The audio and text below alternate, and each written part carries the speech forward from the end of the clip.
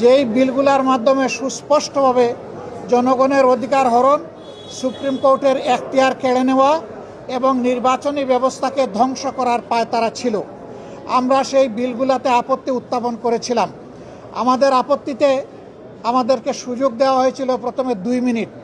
আমরা প্রতিবাদ করে বললাম যে 2 মিনিটে তো কোনো বক্তব্য উপস্থাপন করা সম্ভব নয়।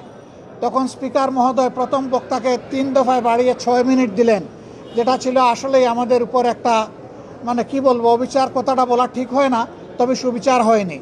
তারপরে আমরা দাঁড়িয়ে দেখলাম যে সংশ্লিষ্ট মন্ত্রী, তার কোনো সময়ের লিমিট নাই, দীর্ঘ সময় ধরে প্রাসঙ্গিক অপ্রাসঙ্গিক অনেক কথাই তিনি বললেন।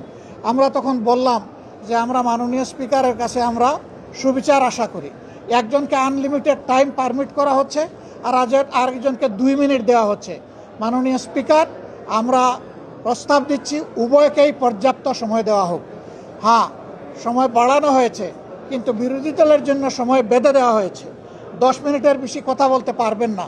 মন্ত্রীরা যখন দাঁড়িয়েছেন তাদের জন্য সময়ের কোনো লিমিট ছিল না, তারা আনলিমিটেড কথা বলেছেন।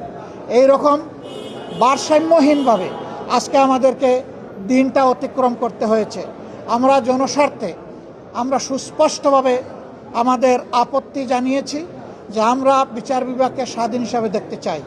আর সেই বিচার বিভাগের স্বাধীনতার জন্য বিচারক নিয়োগ এবং স্বাধীন সচিবালয় বিচার বিভাগের কায়েম হওয়া অতি জরুরি, যা ইতিমধ্যে একটি রায়ের মাধ্যমেও গতকাল এটা জনগণের সামনে এসেছে।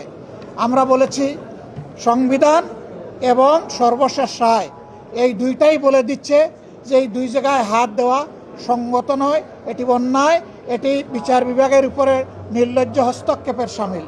সুতরাং এখানেও আমরা ডিফার করেছি।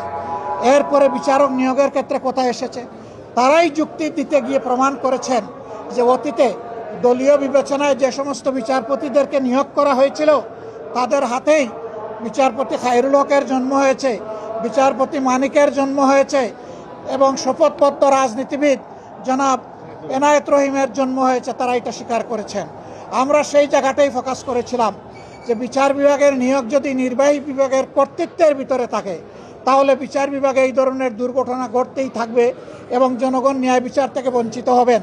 কাজেই আমরা চাই না যে এখানে নির্বাহী বিভাগের কোনো কর্তৃত্ব থাকুক। ইন্টারিম গভর্নমেন্ট যে অধ্যাদেশ জারি করেছিল সেখানে কার্যত নির্বাহী বিভাগের কোনো প্রভাব ছিল না।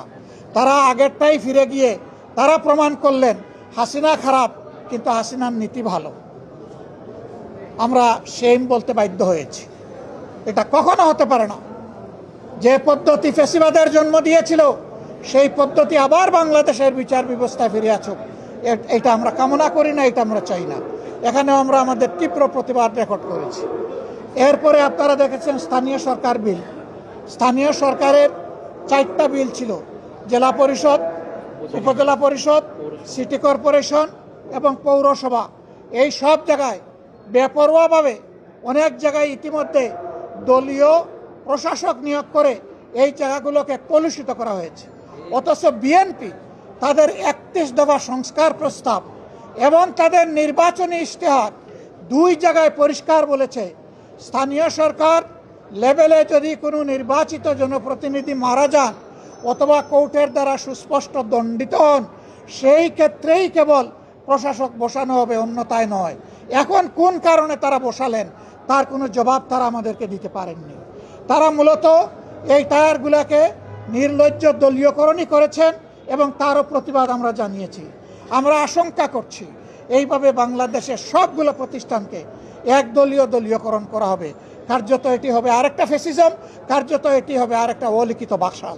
আমরা সেই বাকশালও চাই না, আমরা সেই ফ্যাসিজমও চাই না।